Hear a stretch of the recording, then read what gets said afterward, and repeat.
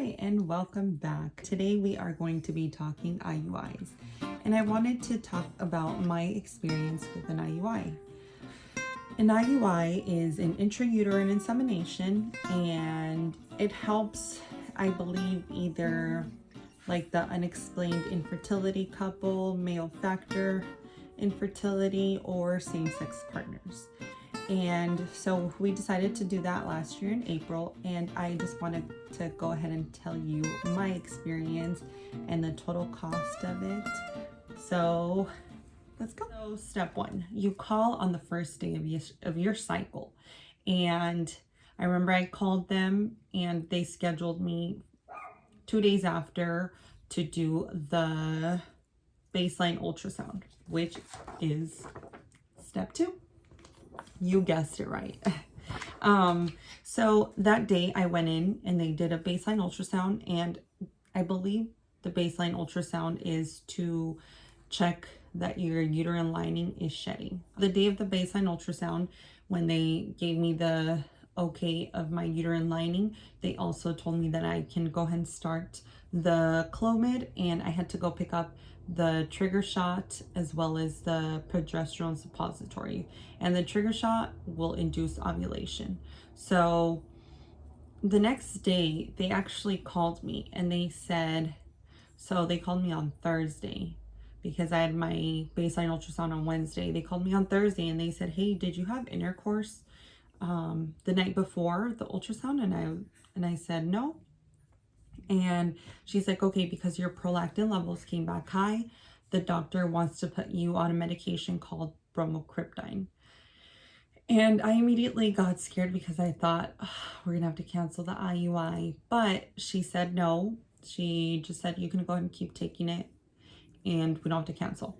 Now, mind you, the doctor never called me, never told me anything. They were the ones saying, oh, the doctor said to, take this medication and that's it. So I just took their word for it and I took it.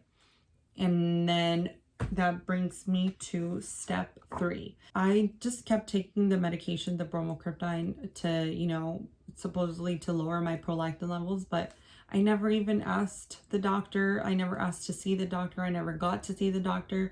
So honestly, I was just taking this medication because the nurses told me.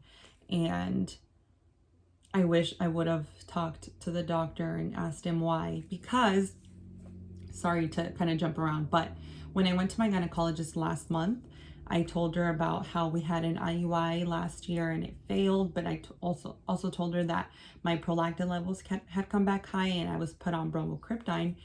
And she immediately was like, did they do a brain scan? And I was like, no.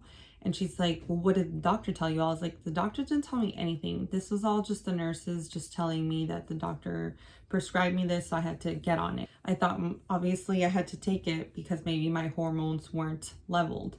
And she was like, no, that medication is so strong that they have to do a brain scan before they prescribe it. She's like, it's a really strong medication. And it is, because when I went to pick it up, they told me that I can only take it at night because I can hallucinate, and it literally mellowed me out. Like, I usually get road rage. I don't like curse or anything at people. I'm just like screaming in my car, or I'm like a backseat driver when my husband's driving. I'm like, be careful, hurry. And so the medication, like, it literally, I'd be like driving Miss Daisy, letting people cut off. Hi, thank you for cutting me off. Have a good day. But yeah, it was just, it mellowed me out. But anyway, back to step three. So step three is the follicle scan. And my follicle scan went good. They didn't do any more blood work. And she said that I had 3 good follicle sizes. I had them measuring between 18 to 22 millimeters. After the follicle scan comes step 5, and that is the trigger shot. And the trigger shot, they instructed me to take it at exactly 11 p.m. because it was gonna make me ovulate, because the IUI was gonna take place the next day at 11 a.m. So What that does is it makes you ovulate in hopes that when they do the IUI, sperm can meet with the egg and hopefully create life.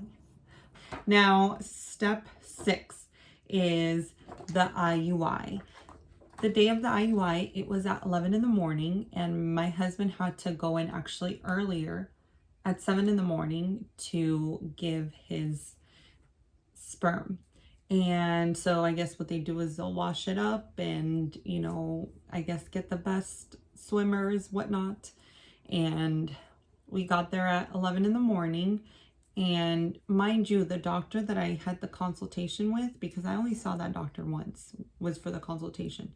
Everything was just nurses, nurses, nurses. I don't know if it's like that at every fertility clinic, but at this clinic, it was like that.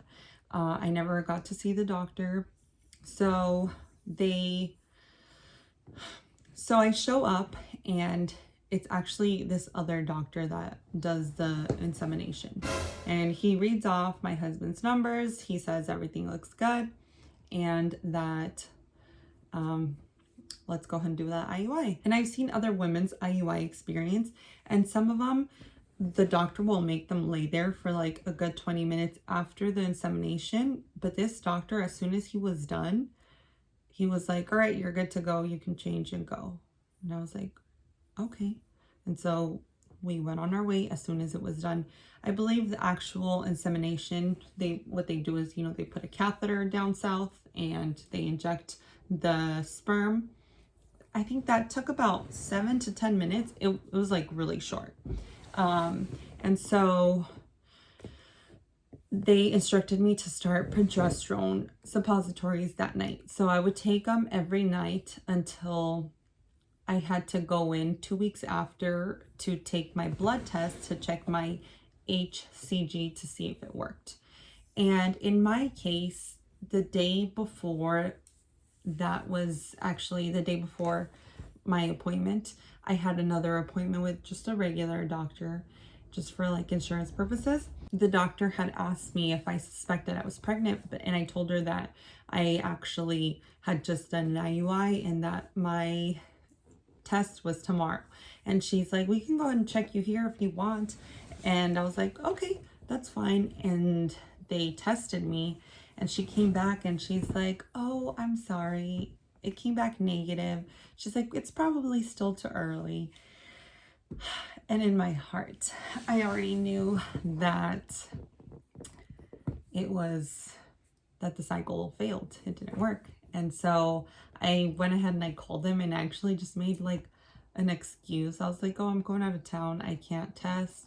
I'm like, I'll just test here at home, and if it works, I'll give you guys a call. And they were like, okay, because also this clinic is really far from where we live. It's like a good 30-minute drive. And I don't know if that's far for other people, but here in Vegas, that's a drive. And that was my IUI experience. Now, let's talk money. So the total cost of the IUI was $1,210. And I don't remember how many cents. So the procedure itself at the fertility clinic, it was $875. Now, mind you, my insurance didn't cover anything. My insurance doesn't cover infertility, which makes me actually really angry. Like, there's so many things that I'm learning with this journey that blows my mind. There's this no, it's not a documentary. It's a show on Netflix. I can't remember what it's called. It's this one episode on Netflix. I can't remember the show. It's really gonna bug me, but it talks about how throughout the whole United States, there's no laws for like embryos. And they talked about this case, how this lady, she had cancer in Arizona. And so she decided to do IVF with her husband. And what ended up happening was before they even transferred, her and her husband got a divorce, and she really wants to bring those embryos to life, and her husband's not letting her.